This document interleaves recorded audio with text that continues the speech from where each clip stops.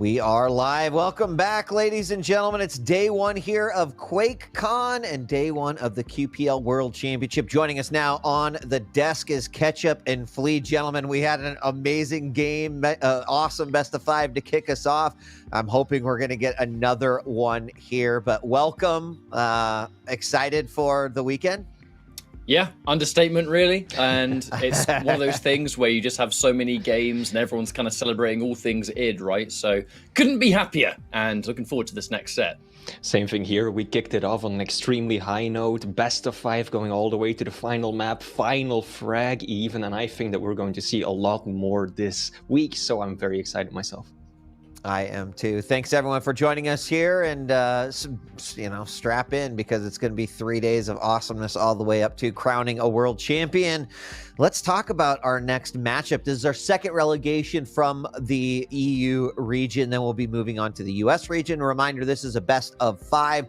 The winner gets to stay or maybe join the QPL, and the loser, unfortunately, will be out, having to fight again through the challenger. But we have got Xron taking on Spart1e here in our next matchup, and I'm excited to talk about both these players. Let's start with the player who fought their way through the challenger. That is Xron. Is a player who certainly we've seen in challenger before, right? Someone who is has a little bit of legend already written about them, but is here to go up against Spart1e, and there is Xron. I mean, if you know Xron at this point, no stranger to Quake champions. Been around since the very beginning. And at the same time, bit of a kind of FPS wizard across the board. Anytime there is a new FPS that comes out, Xron is always jumping in. If there's community tournaments, tends to place pretty well in them. And again, that's a bit of an understatement. The point is, there's just a lot of natural talent here. But when it comes to Quake champions, Flea, I'm sure you'll agree, has always been a bit of a fan favorite because he has some of the more unorthodox moments, those real highlights of someone just doing this kind of wacky thing. Always seems to be Xron involved in it in some way. Absolutely. We were talking about this before we went live. I still remember Xron on Molten Falls just setting himself up on that pillar next to the Mega and watching his opponent run around cluelessly below. These are the kind of plays that he is very much known for, because Xron, of course, has been in the Quake Pro League before. He actually dropped out back in Season 1, Stage 3 in the finals against CNZ, who took his spot, and that is already more than a year and a half ago. And now finally, at long last, he has another opportunity to get back into the league. I'm kind of digging these favorite champions that we're seeing over here through the challengers matches. Looks pretty nice, as we've seen Athena making a little bit more headway into the meta. And what will we see here? Well, we're going to fire up the picks and bans and take a look. This is going to be our second relegation matchup. Again, best of five, so we'll get to see a pretty wide range of both maps and champions. Let's take a look at that if we have it ready. And we've got about 11 matches today. Make that 10 now. And here we go. We're going to be kicking things off with Exile, then Awoken, going on to Vale, Ruins, and then Corrupted Keep for a fifth and final map, should we need it.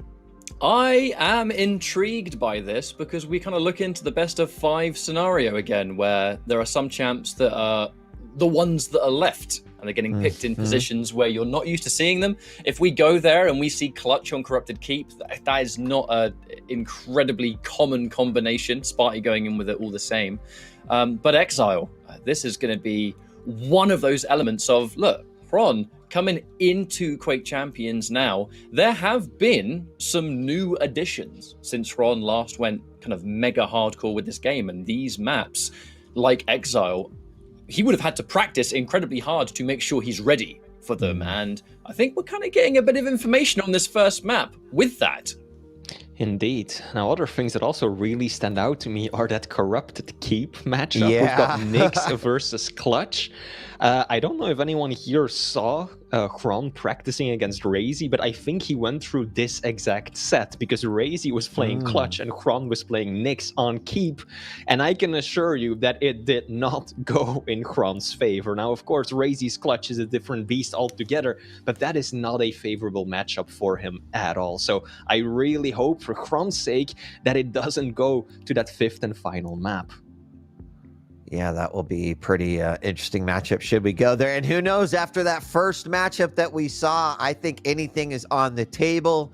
But let's hear from you in chat. Who do you think is going to take this one? Is it going to be Xron or is it going to be Spart1e? One of these players could be joining. Another player could be leaving, but we will see how this will play out in the next 5 maps. With that being said, the drivers for this one are going to be Ketchup and Flea. They're great. They've been on this tour a few times. They know all the hot spots. So, gentlemen, take it away. Enjoy yourselves, and I'll see you on the other side. Cheers, mate. Appreciate it. Now, when it comes to the 2 players that we have here, mostly Spart1e, we haven't really talked about Spart1e all that much. Obviously, we're going to be talking about him a fair bit throughout the series.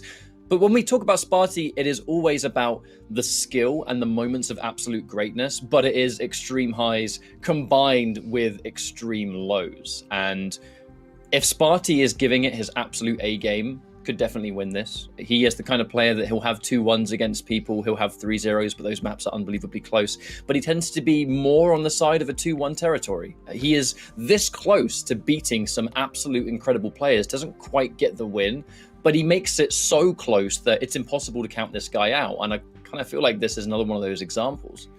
I mean, that's the go-to narrative when it comes to Spart1e, right? He starts off so aggressively, so strong usually, but then it kind of crumbles in the second half of the map. And what you say is entirely right.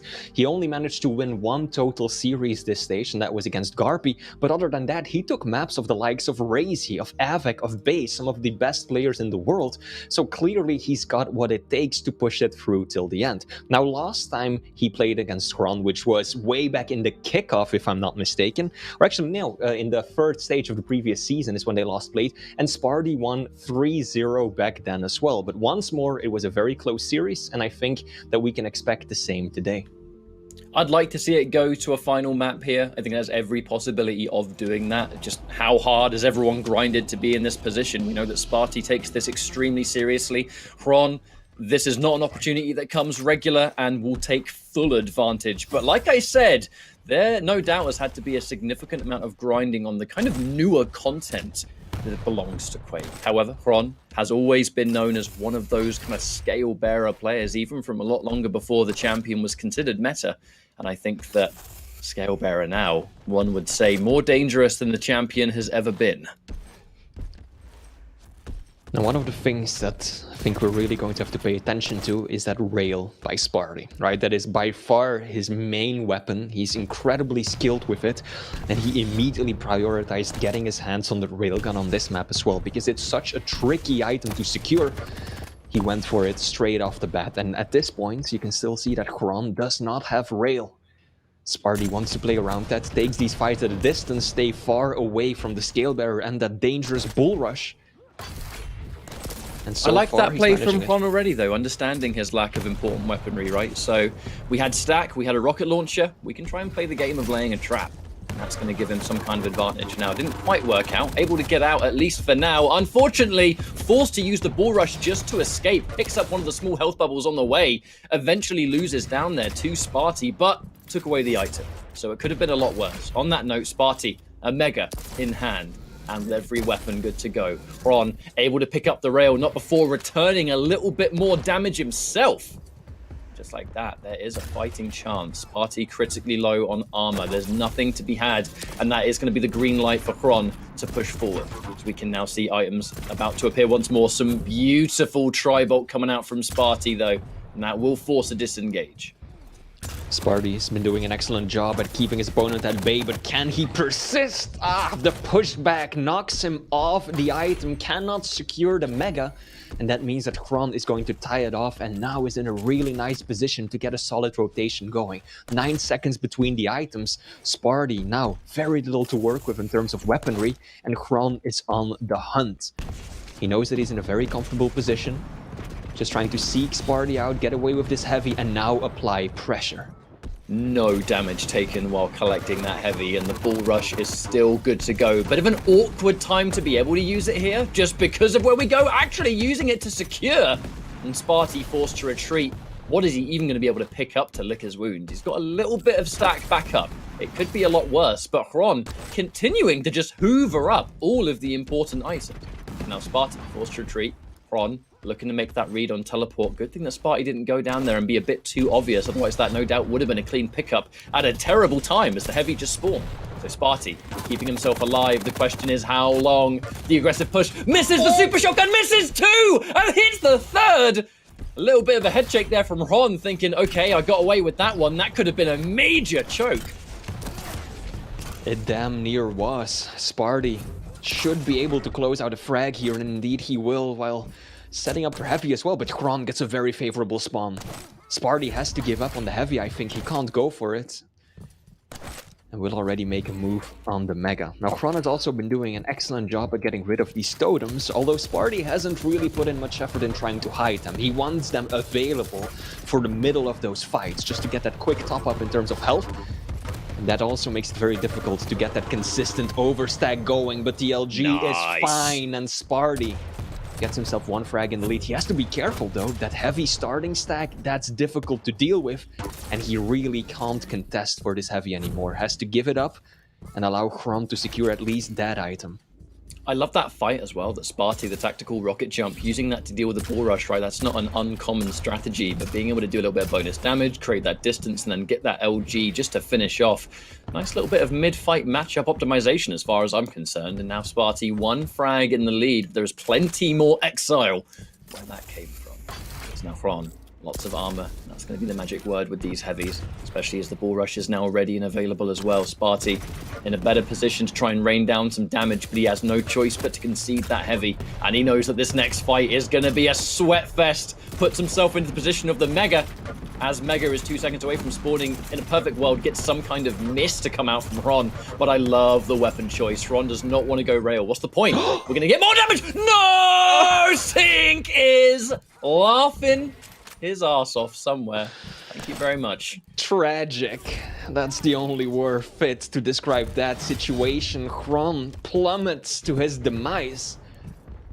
And if we look at some of the statistics catch-up, it becomes clear that Spart1e has twice as much damage dealt as his opponents. 2.3k versus just 1.2 on Xron's end. Now, of course, part of that has to do with the larger hitbox that Xron has to deal with, but Spart1e is playing a very clever game, making that railgun his star weapon, and doing quite well with it. Now the question is, off the back of that clear fumble as Exile claims another victim, what was lost in the process? Not just a -1 frag, but the fact that Spart1e had such control over pretty much everything at the time that happened. There are not so bad times, and there are those times. Spart1e in the lead, lovely rocket damage, but Xron cannot get the bull rush and falls victim to a rocket as Spart1e takes the lead even more so. A nice rail. Looking for a bit of range damage, has to show a lot of respect. He's taking a ton of damage from range here, but he does know the bull rush isn't available, so he can escape for now. That was a very good play from Spart1e, sticking around with just 50 points of health, but knowing that his opponent didn't have a weapon to take a fight at that range, and that way he managed to get rid of the Mega basically in its entirety, and now Xron is stuck. Spart1e is not going to allow him to leave and extend his lead.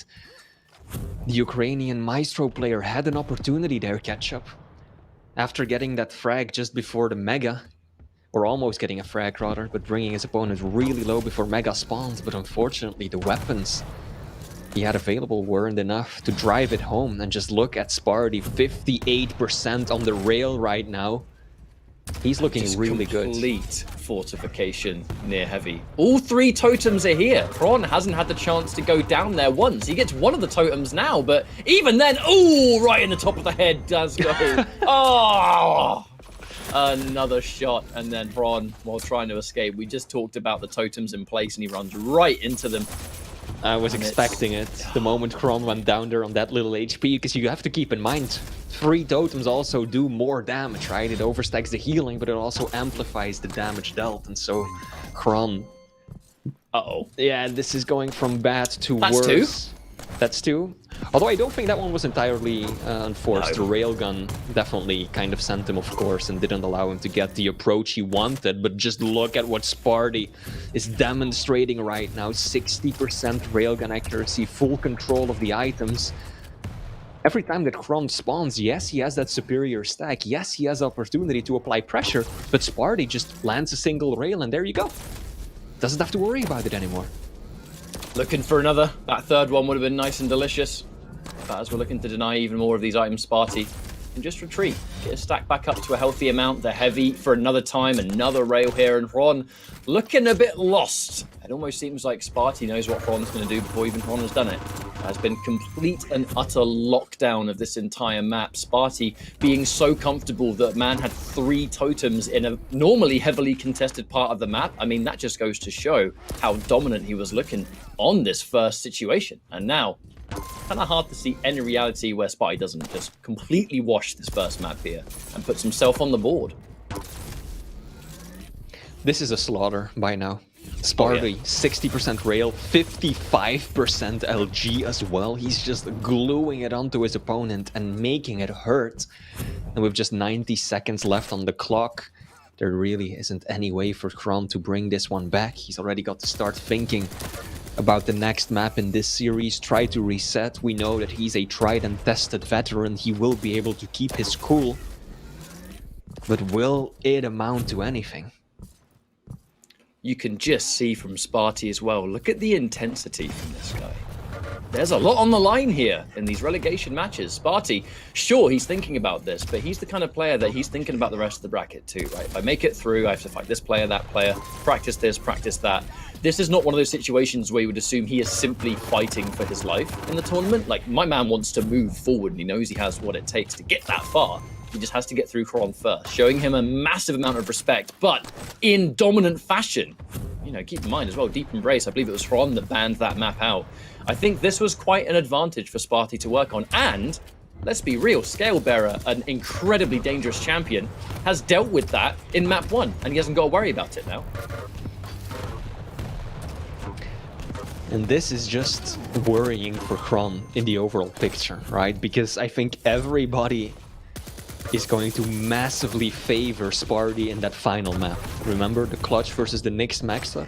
If it gets to that point, I think it's gonna be so incredibly difficult for Xron. So he really can't afford to be losing these maps early on. If it gets to that tiebreaker, everything favors Spart1e. So Xron has to turn it around as soon as he possibly can. It does indeed. And I can't really say that when Spart1e brings that level of A-game, I was surprised the map went the way it did. This guy is more than experienced on Exile. He's more than experienced at Scalebearer matchup, even with Xron behind the steering wheel, because it's a very, very popular pick. And the counterplay, like we can see it in so many of these replays. Staying out of the way where that almost checkmate situation even happens, that was a disaster. Yeah. But that's the kind of... At least Rom had a bit of a laugh about it. But it was a critical moment to accidentally self-frag, because at that point Spart1e had everything, and then you've just lost all of your own stack, all of your own advantage, anything that could have been there. Another one knocked off course, and a perfect start for Spart1e and the Spart1e fans around the world, I think. Indeed, Spart1e is kicking this one off in style. I just hope for his sake that he can continue along the same trajectory, because that is what we were talking about, right? Spart1e, when he burns brightly, but he dims rather quickly at times as well. So he has to be careful not to lose this momentum and not to start crumbling as we go along with the series. The endurance, that has always been one of his biggest challenges and still remains that way in the Quake Pro League. So Xron, I don't know exactly what shape he's in. I know that he's been practicing a fair bit recently, but can he rival just that lengthy amount of consistent pressure that Spart1e has been applying so far? Let's see on map 2. We'll soon find out. Yeah, because Awoken is about to load in here. Should be jumping in a couple of minutes and we'll be good to go. Just to remind everyone, Doomslayer and then the Strogan Pika. So we are going to have a rather traditional map of Awoken here. That double jump, so good. Like any map where you just don't need to worry about any kind of execution on maneuvering around. Doomslayer kind of just takes that out the window. So you can put all of your focus on other parts, which, to be fair, in Spart1e's case, is great for him because he's a smart player. He loves to play around item timings. It's like his almost bread and butter. No one likes to delay as much as him. You know, when you watch him play, he loves to create those weird situations. And Doomslayer on Awoken's just going to let him double jump around and do just that. But again, I'm keeping a close eye on how this map begins, because if Spart1e has a good start, it can steamroll quite quickly. but it's when that control is lost that he can sometimes struggle to get back up on the horse. Yeah. This is a very suitable map for both of these champions. Like you said, Doomslayer so powerful with the double jump, especially around that center area of the map. But the Strog is also quite the suitable pick. So many useful opportunities to use the Peeker, and he's got just that horizontal speed advantage over the Doom. Yes, Doom has the double jump, but he isn't particularly fast otherwise. And if Xron can just get that momentum going, it is going to be difficult for Spart1e to just stop that barrage of constant pressure.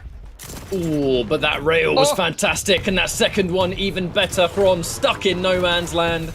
And actually, to be fair, I think gets a little bit extra bonus damage than maybe anyone expected there. But ultimately, that will still be Spart1e taking that first blood of this map. Oh, they trade a rail for rail, but Xron's does not hit the mark. And Spart1e's rail has been phenomenal already. We've only just started here. And he's pushing in for even more damage still. The rocket damage can't quite get a read on where Xron is, but there's the Tribolt coming out. Hits another rail, and that's going to be Spart1e taking a second frag. And we're only a minute in. Let's go. Brutal start for the Maestro player. And immediately off spawn. Getting bullied once more. Doesn't even pick up the heavy. That would have been nice to help him out in this fight. Yeah, he still shows up, seeing if he can still take away Mega. Unfortunately for him, his opponent was there so quick. Utilized the rocket jump to get there on time. And now Xron is kind of relegated to the LG side of the map, taking a lot of damage from the Tribolt as well. Now Spart1e still doesn't have LG, we're 2 minutes in, and he doesn't have anything to take those consistent medium distance fights, but he's doing very well without it. Although I'm sure he wants to get a hold of that weapon sooner rather than later. I'd say that's the impressive thing though, Flea, is that Spart1e hasn't had LG this entire time, which means that the weapon choices he's had to go in these fights, he misses one area or misses one shot, and he's vulnerable for so much longer that Xron could punish. It's just that Spart1e has been missing, no thank you, and hitting every single shot that he needs to, that it basically doesn't matter. A high-risk style, but when it comes out and you have that confidence, can work out both players on death's door. A little bit of resources to kind of stop the bleeding, but that one definitely favoring Xron, as he can just run in and take that heavy. Now he forces his way in for the Mega. Spart1e significantly too early on Mega and pays the price. 77% railgun for Spart1e. You weren't joking when you said he's landing every shot that he needs to. And that's a good amount of LG damage as well. Xron just wasn't really connecting. Paid the price for it as well. And now Spart1e is in fighting shape. He is going to be giving up the heavy. Boy, I love that trap. Dropping down right in front of his opponent. LG out, that just completely killed Xron's momentum. Locked him in place. And bought him all the time that he needed to secure the Mega health now. Railgun. I mean, how often is someone going to do that as well, where you've just taken heavy and they drop down in that location when you've got every weapon? I mean, a cheeky maneuver, but again, it kind of goes in to talk about Spart1e's style of play. It's confidence. And when it works, it is absolutely fantastic. But it has to keep working. That's always what makes it so scary to watch Spart1e sometimes. Like I said, extreme highs and extreme lows, but so far things are coming up Millhouse for Spart1e as he pushes in towards the Mega. A lot of damage! Spart1e takes the item and turning that Strog into paste. Xron landed some nice damage there as well. Fortunately not enough to actually get himself the frag or steal away the item. Although sacrificing his life right there did give him a good spawn, ready for the heavy. Lands that opening rail as well. The Maestro player should be able to at least take away the item, but that's 96 damage to the face with that Tribolt. Spart1e has been using that weapon to absolute perfection. We saw him use it on Exile as well, but now he's just constantly putting himself at the perfect distance where he knows that his opponent will eat a ton of pain if they try to push in through a choke point. Doesn't even need rockets, it seems like. He was so close to having an almost uncontested direct, catching Xron completely by surprise. And there was about 30 seconds of setup down there. Down near where heavy machine gun was, Spart1e, keeping his location hidden, has to deal with the peeker, but he also has to play the game of angles because he knows that Xron's going to try and peek around there and punish you in between the shots. The classic Strog maneuver, but I like the fact that Spart1e, I mean, man, was ready. Now he's alive. The question is for how long? Springs the trap, opening 100. That is going to slow the pace of Xron, absolutely. And that one rocket saving his skin. It didn't kill Xron, sure, but man is not going to push off the back of a rocket like that. It's one heavy as well by doing that. Xron just needs to be careful. He needs to slow play this till the end. He has to realize that we're not even halfway through the game, actually just past the halfway point, and he's only 3 frags behind. Yeah, that's a fight that could have gone either way, but it will be Spart1e taking it home. But what I was saying is that Xron, he needs to be patient to catch up. If he throws away too many frags, trying to brute force something now, Spart1e is not going to allow him to catch up. That much is certain. So he has to be careful, very calculated about the fights that he does or does not take, and wait for the right opportunity. There we go. Finally, gets a frag, should be able to secure heavy off the back of this as well. Making his way over to Mega. That's a good decision. Patience. Yeah, that's the patience. Careful. Spart1e, I was actually watching that from Spart1e's point of view, and it was almost like he half decided that Xron was going to do it as well. A lot of respect in that encounter, and it's a good thing he didn't push too hard. But here comes Spart1e. The tri-bolt has just been such a pain.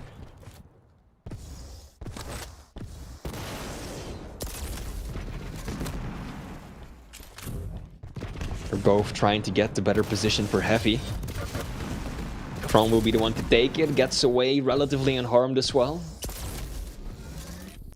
Can't get the follow-up rail. I think if he would have landed that shot, he would be in a very good position to take away Mega as well. But Spart1e caught out with the wrong weapon. Tri-bolt isn't right for that fight. He does get Mega, and that saves him. Ketchup, even with the wrong weapon. Caught by surprise, he still drops the frag. Spart1e's gonna look to try and get a little bit of bonus damage there. He'll know that Xron, he's only just spawned, and the rocket launcher from that range, there's no way you're gonna match a railgun. Goes in with the Pika to try and cement it. Spart1e deals with it once. Doesn't quite go up the jump pad because he has to be careful. But again, the item, that's the name of the game, and Xron critically low on most. He's just picked up a light. Nice rail as well. Actually knocked Spart1e off course, where it could have set up for maybe something else. But the important thing is that he took the item and hit some extra damage. Can Xron get away? No, the LG says stop. I feel like Xron just can't keep up with Spart1e's aim for much of this. Because he is making some right decisions, he is pulling off some good moves, and it's not as if Spart1e is just completely, outplaying and outpositioning him at every turn, but Xron is still trailing by nearly 1,000 points of damage. Now those past 2 frags he did manage to equalize a bit more, but just like in map 1 on Exile, it is Spart1e who is hitting far harder than his opponents. But even right there, Flea, underestimating the aim is the one. Xron aggressively going up that jump pad, because, I mean, he's just spawned, right? What's he going to do? Machine gun me to death? That's exactly what happened. And it just felt like Spart1e didn't know what the word miss means. And because of it, Xron, by the time he's realized he's made a bad play, he's stuck. And there was really nothing he could do. Now the Pika comes out, should be able to almost pick this one up.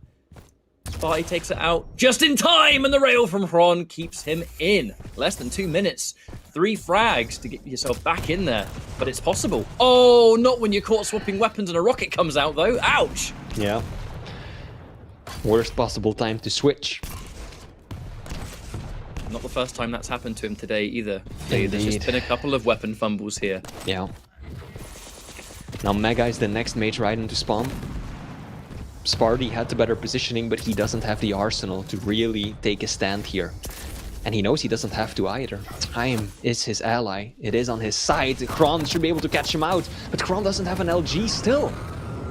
If Xron had come around the corner with the lightning gun, that would have been almost a guaranteed frag for him, but now he's got to make do with something else.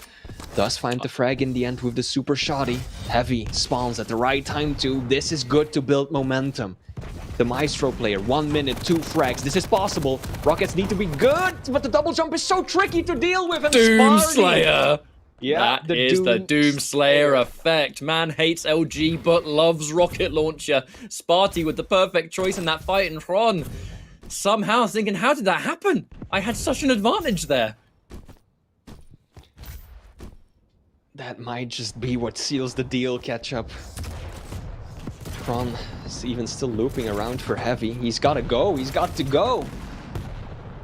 There is virtually no time left. He will still find Spart1e, but just look at this defensive Tribal working in the favor of the Swede. Ooh! Yeah, pops the Berserk, just gets clean out of the room, and with 15 seconds left to go, I think this is a mathematical impossibility. As Spart1e will secure yet another map win, bringing him to a 2-0 lead. Always having a backup plan, you know, right? In those situations where a frag goes down, so often we've seen it just go from bad to worse. But right now, even if there is one frag that's conceded, he's always able to just play, you know, the next item, the next weapon. And actually, in a lot of situations here, I was watching a lot of that map through Ron's point of view, where he lands a frag and he kind of becomes aggressive. Because that's what you do, right? You get a frag, you have a decent lead, you push in because you think about what weapon they've got, and then, right, this fight, in theory, should favor me. Spart1e having one weapon, whether it was LG, Rocket, is somehow able to win a fight on that alone. And it almost felt like Ron was underestimating him a few times there. Now I think we're going to have a look at the statistics in just a second.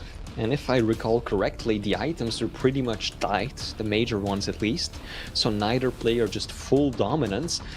And when it comes to damage, Xron actually managed to bring it back significantly towards the end, but for so much of it, he was just being out-aimed and outclassed completely in that department. Yeah, we can see it right now. 10 heavies and 9 megas versus 9 megas and 8 heavies, pretty much identical, so no player really getting the upper hand there. But Spart1e, for so much of this map, was clearly out-aiming Xron, especially in the beginning, right? 77% rail allowed him to get an easy early lead, and Xron just struggled with catching up. As we go into the rest of this, it creates a scary position, right? You've lost the 2 maps, and this is still a best of 5, but now there's no more room for error. Yeah. The amount of, I think, mental fortitude that gets put into this position where there's no choice now, you got to win every single map. Against someone who's just taken the last 2, was riding all of the momentum, has been in the Pro League for a substantial amount of time now, and has been there, done that. This, although Xron is no stranger to Pro League, is in a weird way kind of new to him at the moment because of just the extra stuff that's in there, the fact that the meta has had a bit of a shift, the different map pool, all this good stuff. Like, he's really, I think, at risk of being more overwhelmed by what's going on here. And Spart1e looking pretty comfortable, if I do say. And adding to what you just said, not only does he have to win 3 maps in a row, he has to win against a clutch as Nyx Uncorrupted keep for the final one. So Ketchup, this is... Yeah, he needed to win the previous map if he wanted to avoid that, but now, even if he can bring it back for these next 2 ones, it still will come down to that. So Xron just not looking that good. If you look at the railgun accuracy, I think that was a great just metric for how the previous map went, right? I think it was 20-something for Xron versus 60 for Spart1e. He just can't keep up with that damage output, and Spart1e is leveraging his entire game around that. And if you're getting severely out-aimed, then I think the Vale of Pnath is not the next map you want to play, because if Spart1e is able to get that constant burst of damage, we have 2 damaging champions behind the wheel here, Ranger for Xron, and then we have the Death Knight for Spart1e. So if you're hitting all your shots, you're playing a smart game, and now you've got Flame Strike, that's just a disaster combination. And kind of hard to not think this could be a 3-0 on the champions alone. We'll wait and see. There's going to be more maneuverability, I think, for Xron here. If the orb is being used to absolute, I think optimal, but will it is the question. That is indeed the issue at hand. Xron is a very creative and inventive player, but so far, at least in the previous 2 maps, he really hasn't shown anything that makes me think that that orb is going to be the decisive factor in outplaying his opponents. I hope that I'm proven wrong, but oh, this is already a disastrous start! What on earth was that? I'm at a loss for words. I don't know how Spart1e... You look at that and it's like, surely he had it in the bag, but the super shotgun just wasn't the one, I guess. It felt like he was just waiting. It felt like he delayed that super shotgun shot and was just sitting around, and then all of a sudden Xron lands a disastrous amount of heavy nail gun, and that's that. So I think for the first time we've actually seen Xron take the lead. Let's see if that will give him the momentum that he needs going forward into the rest of this map. Spart1e isn't looking too bad either. Secured Mega of the spawn, now has a stack advantage, and has got all the weapons he could possibly want. I think for now had Definitely lost track of where Xron was. You can see that from the... couldn't quite see it on Spectator, obviously, but he was just sending Tri-Bolt all over the place. But now information is his, as is the item, of which I expect Spart1e to delay it, as he is. Wow, at least 10 seconds on it, actually. And this is a great way to get yourself back in, right? Delay this item, get the damage on deck, and now if you get a frag, you can start playing for heavy that comes next. Xron heard that, though. He definitely heard the Mega being picked up. So even though it is delayed, he will still know exactly when the item is going to be respawning. Oh, sneaky. I think Xron just slow-walked all the way to the teleporter and then tried to spring a trap on his opponent from behind. Spart1e manages to dodge clear of that. And somehow, with very minimal shots being fired, Spart1e takes both items. Delaying the Mega and then playing for heavy that came up next. It's not every day you see such a passive game where you're still able to steal both of the items anyway and put yourself in full control of the map. Now, Xron does have a 1 frag lead here, but with what Spart1e's been able to build, all it takes... Oh, lovely orb, but he takes a lot of damage in the process! Putting a spanner in the works of the item play, sure, but you are very weak indeed, and there's the click heard around the world that no one likes. Rocket launcher was out of ammo. I like the patience rather on Spart1e's end, just to leave right there knowing that it could be messy. I don't think he realized that Xron was out of ammo for the rockets, but he knew that if he went back to the teleporter, there's a good chance that you run into, you know, a rocket, maybe an orb, a shotty to the face. No chance, or no reason rather, to risk it. Why would you? Just go back to the Mega and continue that cycle. Spart1e knows that he's got all the time in the world on his side. Doesn't need to force anything right now and can just keep on running the items until he finds the opportunity that works for him. But Xron is not doing a bad job at all. That's a decent amount of damage coming out. And Xron finally steals away a Mega. This is good for the Ukrainian. Oh, looks away. At just the wrong time. He had a perfect rail lined up. I've enjoyed Xron's orb so far. He's done a great job of nullifying the, kind of the one and only threat of Death Knight. He is an absolute damage machine, but the reality is that is all he is. So if you are, oh, that was some damaging Tri-Bolt. Pushing forward now, Xron. Nice defensive rail there from Spart1e, but is it going to be enough to survive? Misses the second shot, that would have been it! Spart1e lives to fight another day, and he's still here! Xron has finally gotten control back. I hope he can hold on to it a bit longer now, because that was an issue the previous time around. He gets into control, but then he leaves his opponent so many opportunities to just wrestle it away from him. Now he does have a very consistent rotation going on.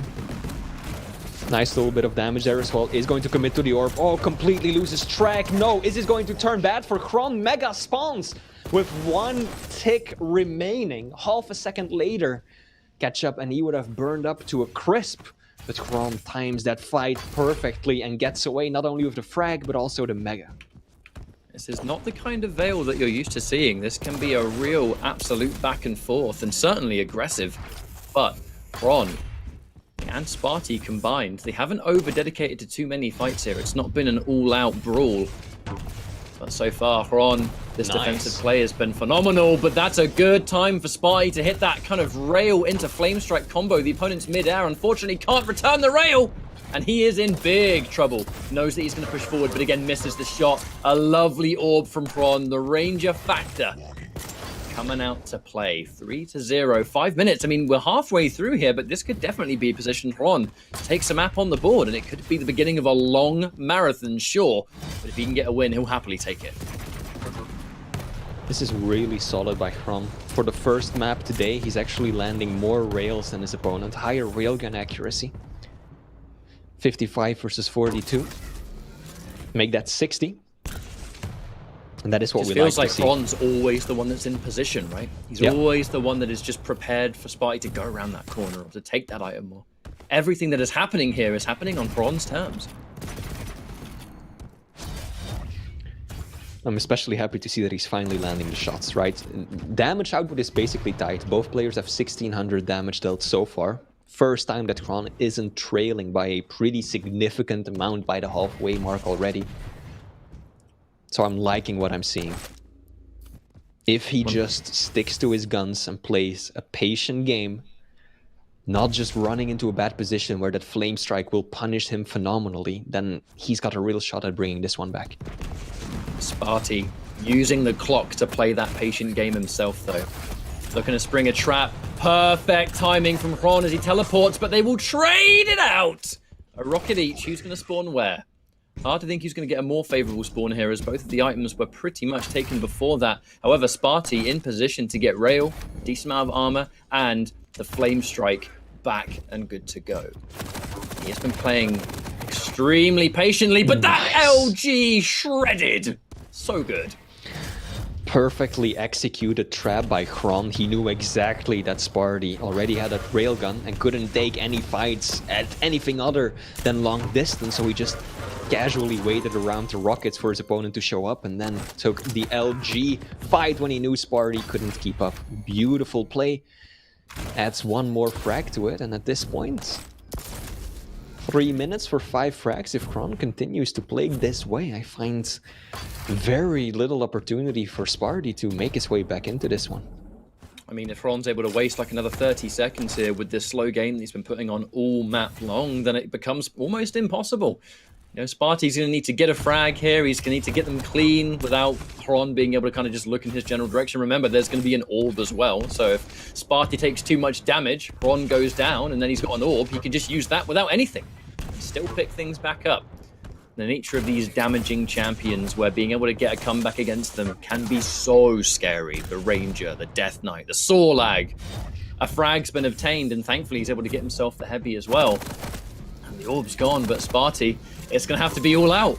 And he does actually manage to get another. Mega has spawned. I mean, 3 frags in 2 minutes on Vale. It can be done. I don't think Xron had the exact timing, because he could have gotten on Mega. After taking that first rail, he could have jumped onto it and gotten away before that second rail came out, but he just kind of hesitated, and that gave his opponent the angle that he needed. So indeed, Spart1e is starting to make the comeback happen, but Xron isn't just going to allow it.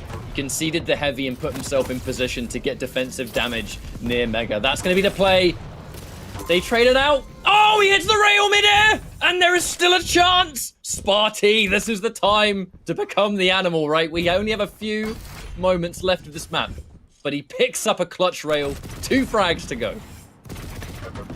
That was beautiful. The rail, the snap. Although I do think that Xron should not have dropped down right there with the lead that he had. Ooh. Oh, okay. Xron keeping it to a 3 frag game. The nail gun, if he connects a little more, that would have basically guaranteed him the victory. But Spart1e pulls out some excellent shaft right there. And this 2 is frags, 45 seconds, Flea. What do we think? The people in chat, do we believe in this? The rails. Oh, this is a scary game of rails to play. Xron, the opening shot, knocked into heavy, misses the shot, and there's the orb to finish. Oh my lordy lord. I think that should by all means be it. Xron's orbs have been so good. Just getting basically pushed onto the heavy, dropping down, throwing back the orb, and then Spart1e misses the kill shot. And then there's a very angry Xron with a big rocket in the face, and Spart1e had no choice but to drop the frag right there. And that will finally put Xron on the board with 1 map versus Spart1e's 2.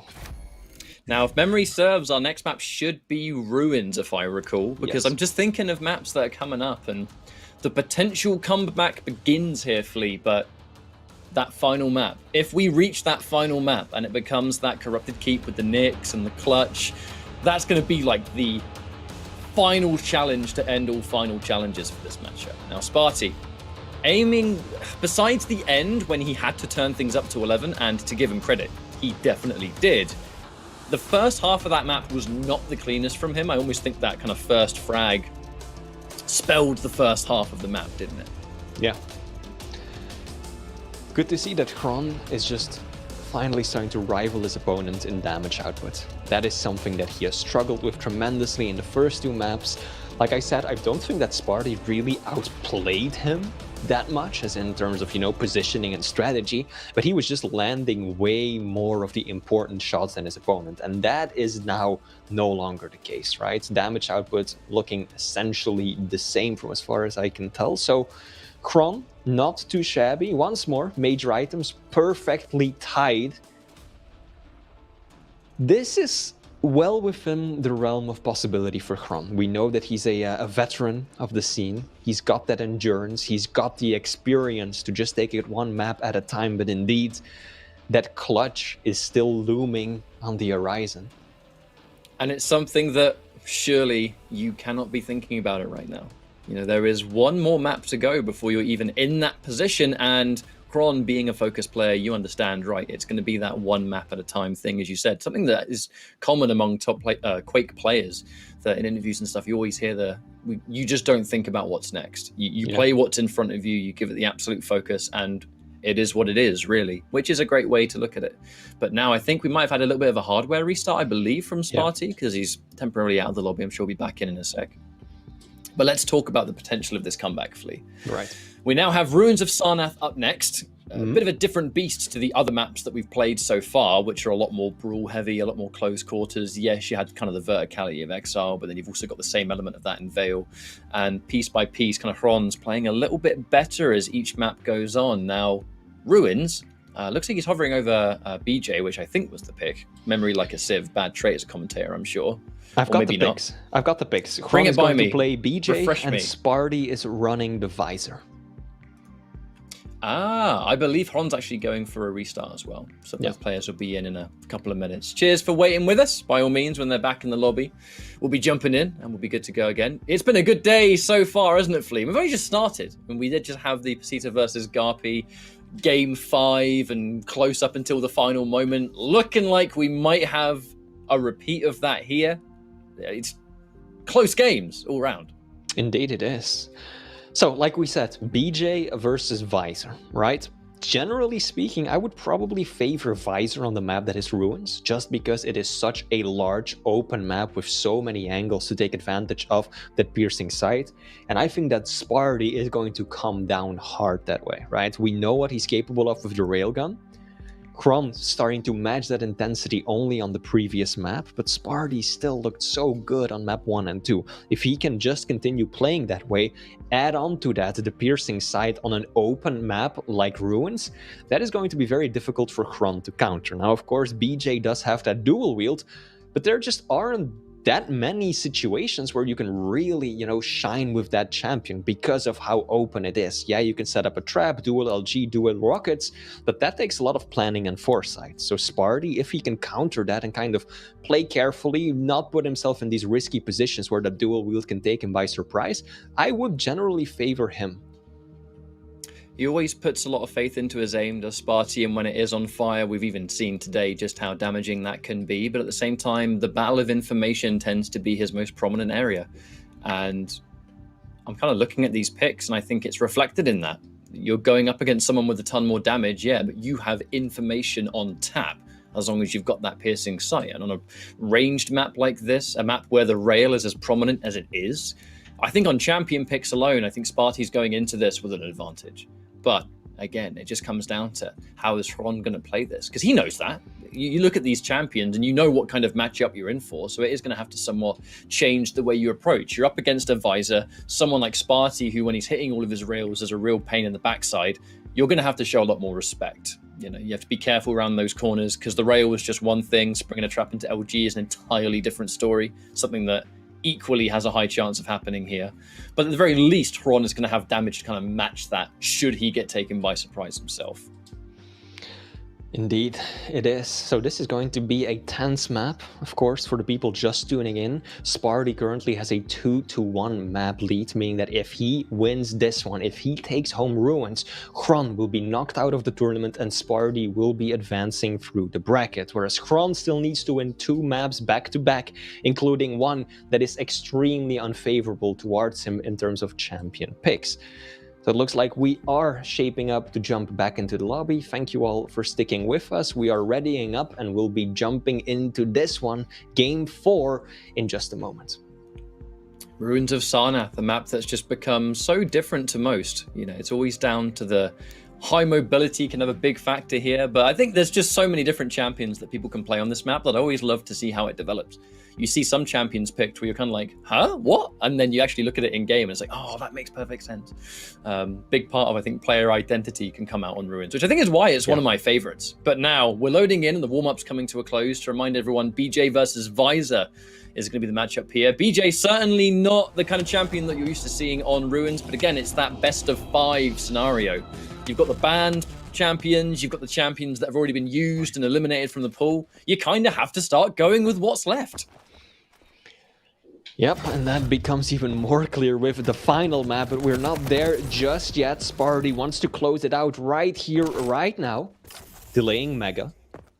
I like how he approached that, just going for some opening damage with that heavy machine gun and basically bringing Xron's overstack down to nothing.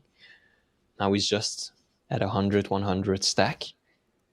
But Spart1e is lacking the railgun. He doesn't have the LG either. He's got to be careful making a move into those rooms. That's exactly what I talked about, Ketchup. If Xron is setting up there with that dual wield at the ready and all Spart1e has is a rockets, he could be in serious trouble. So he's slow playing this, waiting for an opportunity, and he does get it. He has to sacrifice Mega to get a free route onto those weapons, but that is well worth it. And by having the delayed timing on the Mega that he put at the very beginning, at the very least was able to trade those items. He knows that Xron is going to take it, and while he's there, he's not going to be able to contest the rail or the LG. Just like that, we return to close games as Xron pushes in big time with double the weaponry, and he gets deleted. Spart1e was taking it by such a slow pace, and then here comes Xron out of nowhere, LG's in hand, and that's it for frag 1. I mean, that was really Spart1e who kind of dropped that. His rockets, his first 3 rockets were borderline abysmal, did next to no damage, whereas Xron, of course, gets that consistent damage with the double LG. Now, luckily for him, Spart1e did manage to connect a bit more damage with final shots, and that is what set up this quick refrag. Had to make a choice on the piercing sight, though. You know, either you use the piercing sight post-frag on the spawn, or you use it mid-fight, and Spart1e definitely favoring it just to secure that 1-1 situation. Yeah, good decision, too. Absolutely worth it. Now it is Xron who picked up the Mega. Had the high ground first, too risky for Spart1e to try and rocket jump up there. So he wisely just stays back. And instead just sets up for the heavy. Nice, lands at least 1 rail. But Xron, not too shabby on the rocket damage from that distance, right? Obviously nothing too great, can't leverage anything here, but still, it all adds up in the end.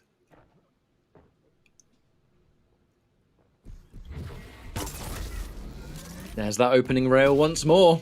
Xron completely blindsided by that one, and that wasn't even with the use of piercing sight, so this is going to be an extra bonus. 7 seconds away from Mega, and with the piercing sight here, Xron cannot challenge it, and that is a completely free shot, and actually 2 for the price of 1!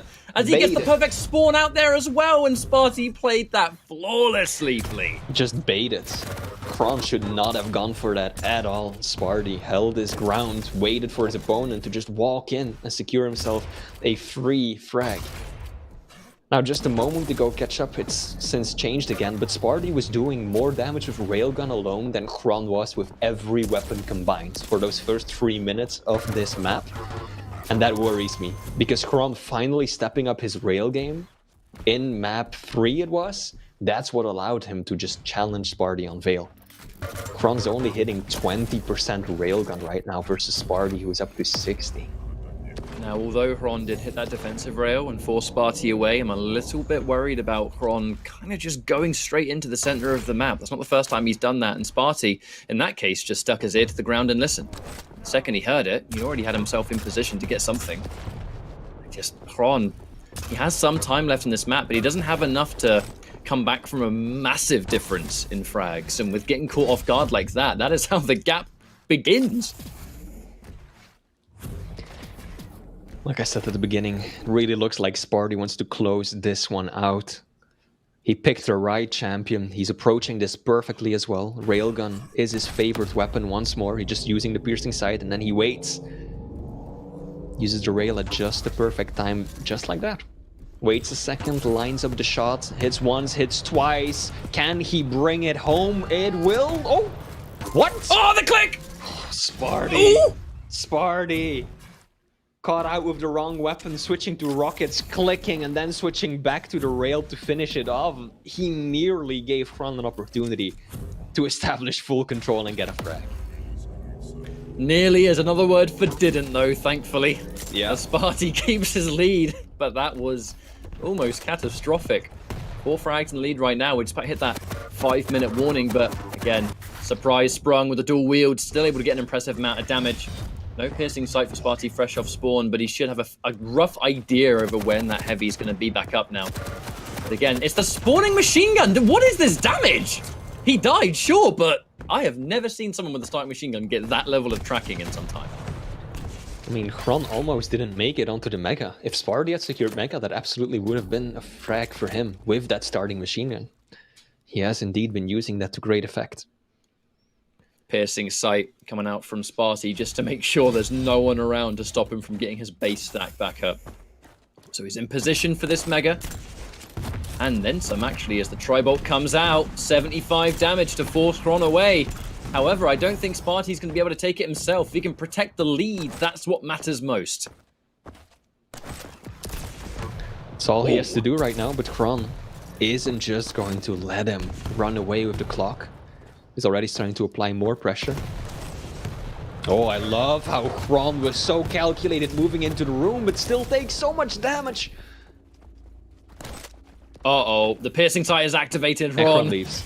Yeah, he spotted intelligently, man is gone. Why take a fight that you definitely will not win? He saw the blue glare on the helmet and he was like, nope, not touching that one, with a 10-foot pole as he gets clean out of the room.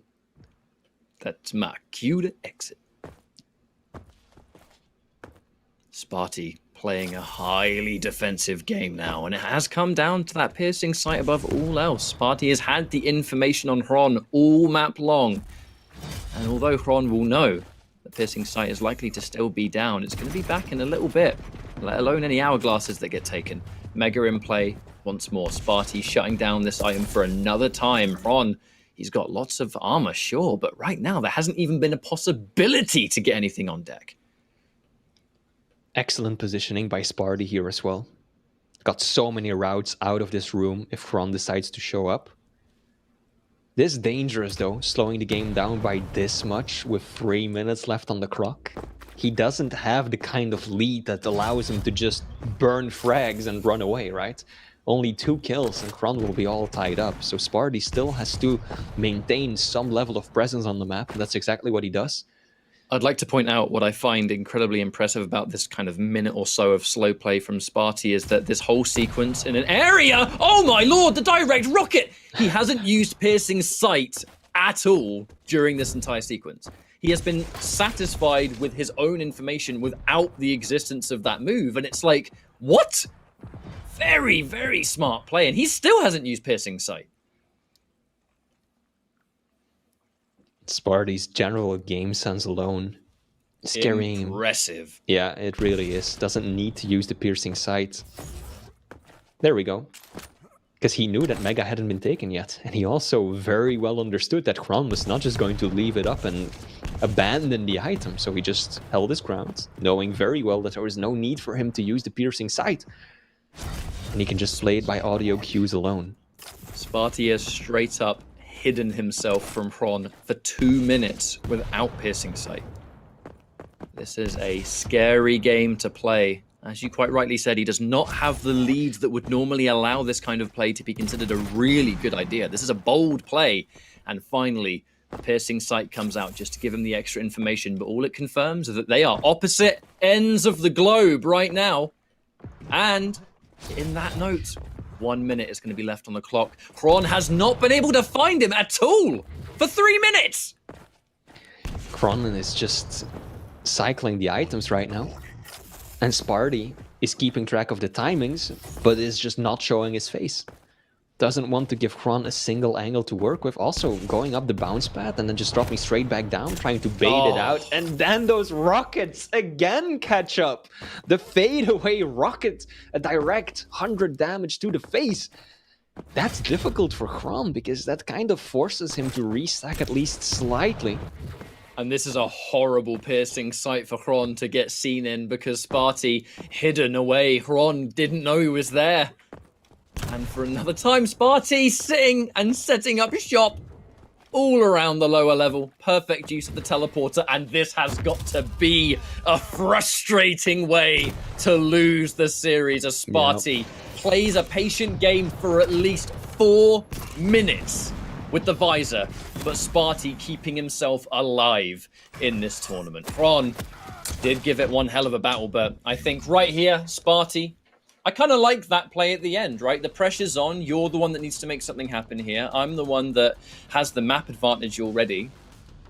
You need to keep your head in the game long enough to deal with this slow play. And for that entire sequence, he pretty much didn't see him once. That was an impressive game from Spart1e. It absolutely was, and BJ is also not the kind of champion that you want to be on when you have to chase elite, right? Because he essentially has got nothing working in his favor in terms of movement. No crouch sliding, no double jump, no speedy abilities, none of the sort. All you have is that dual wield. But if you have to wait until you run into a room behind your opponent before you pop that ability, it's already going to be too late. So Spart1e really played that to perfection. Very passive, very disciplined, relying on the audio cues, and of course that piercing side as well, to just always keep this buffer between him and his opponent and outmaneuver Xron for those final 3 to 4 minutes. So congratulations to Spart1e. That will be a 3-1 victory, ensuring that Xron does not enter the Quake Pro League at this time. Well, about time to bring back DJ Wheat, I suppose. Welcome back, mate. That Thank final you. map. I mean, dude, the last half of that map, there was almost no action. But watching that entirely from Spart1e's point of view, you're sweating all the way through because he is just playing so carefully. It was really impressive stuff. Yeah, and you mentioned like that 2 frags can be somewhat misleading, right? Because it can turn around in a matter of seconds, you know, landing the 1 to make it a 1 frag game and then the possibility of picking up another one. So understand certainly why Spart1e decided to kind of close out the game in that way, and I think did so in a masterful way. Chat was saying Base is watching this game and he is very proud, and I have to agree with Chat on that one. But I mean, we've seen some great performances in the relegation matches on the EU side. Of course, both of our EU representatives staying alive, and they all can sort of wipe the sweat from their brows and now comfortably start thinking about what they need to do as they head into what would be the round of 16. And we even saw that sigh of relief there from Spart1e. But congratulations to Spart1e. Congratulations to Garpy. Of course, I do want to give a shout out to both Pasita and Xron for a great performance, right? I mean, Xron taking the 1 map, but the Pasita taking it all the way really just goes to show that the talent, even on the challenger side and Quake Champions, has continued to improve. So thank you, gentlemen, and we are going to take a quick break. When we return, we're going to then move over to the NA region as we have relegation matches there. Kicking us off will be Waz and Effortless, and then we'll have Sib versus Davis, and of course that is going to conclude our relegation matches. Then we'll go into best of 3, but we still have a lot of action here to go through for day 1. Ketchup and Flea, thank you so much. We're going to take a quick break. When we return, QuakeCon continues. The QPL World Championship continues right here, so keep it locked. Don't go away.